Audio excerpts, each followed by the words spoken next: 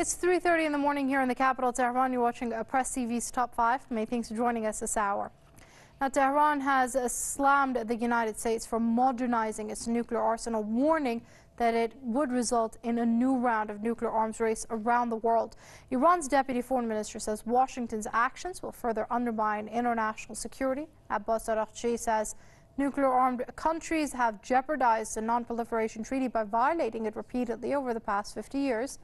He says the global community will no longer tolerate these countries' lack of commitment to denuclearization.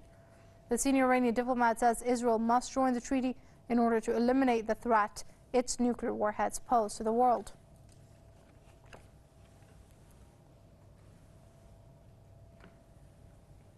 Let's cross over to Bristol. Joining us via Skype is Tony Gosling. He's an investigative journalist. Many thanks for joining us here on Press TV, Mr. Gosling. Now, when it comes to the U.S.'s nuclear weapons arsenal, it's not something that's discussed a lot or given a lot of airtime now, is it?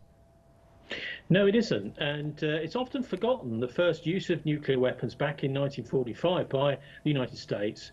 President Truman said, thank God it's fallen to us, to our side. In other words, not the Japanese and the Nazi side to develop nuclear weapons.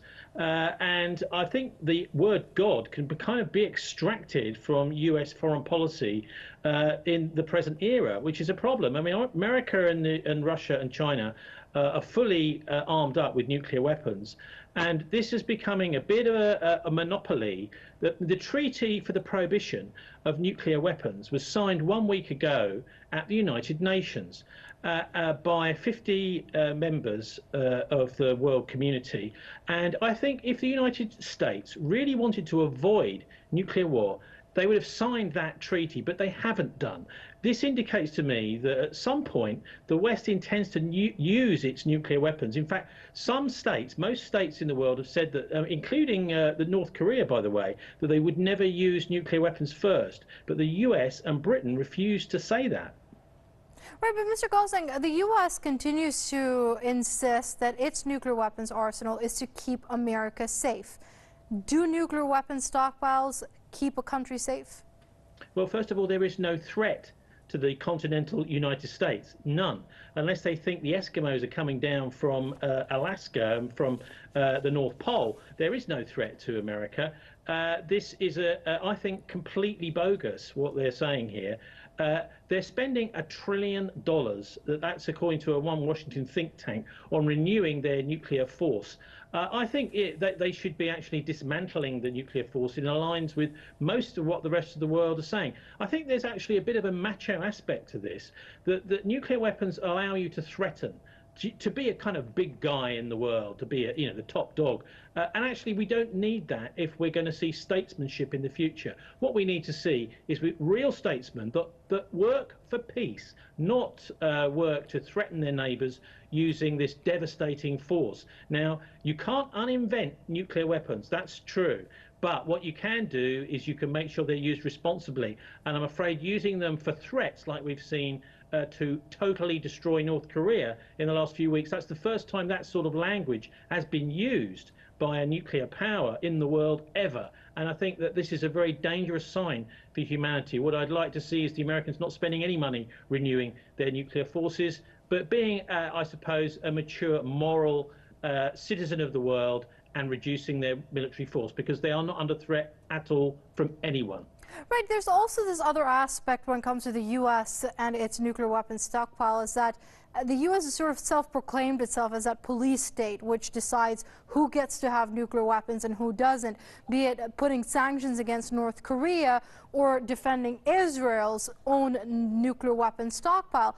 Doesn't that really pose that question of who gave the U.S. that right? Well, nobody did. And I think there are states in the world who are taking a very, I think, enlightened view. For example, I'm not Britain, I'm afraid. I'm talking for Britain now, but not the UK. Germany is actually starting to get very sensible, because they've realized that there is an attempt by the US to actually get conflict going in Eastern Europe. There's been a big advance, a throwing away of old treaties, and a big advance towards the Soviet Union in Eastern Europe.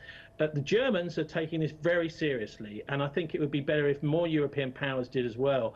German SPD leader Martin Schulz and the actual foreign minister, because of course it was a coalition, Sigmar Gabriel, want US nuclear weapons removed from Germany. And that was one of the things in the German election campaign. I think it's very sensible for most European powers to say the same. Get all US nuclear weapons out of Europe, because actually what it does is it makes Europe a target for Russian weapons if a conflict was to break out. And it seems that there are attempts to actually do that by putting US missiles in Poland and also bringing troops up towards the Russian border.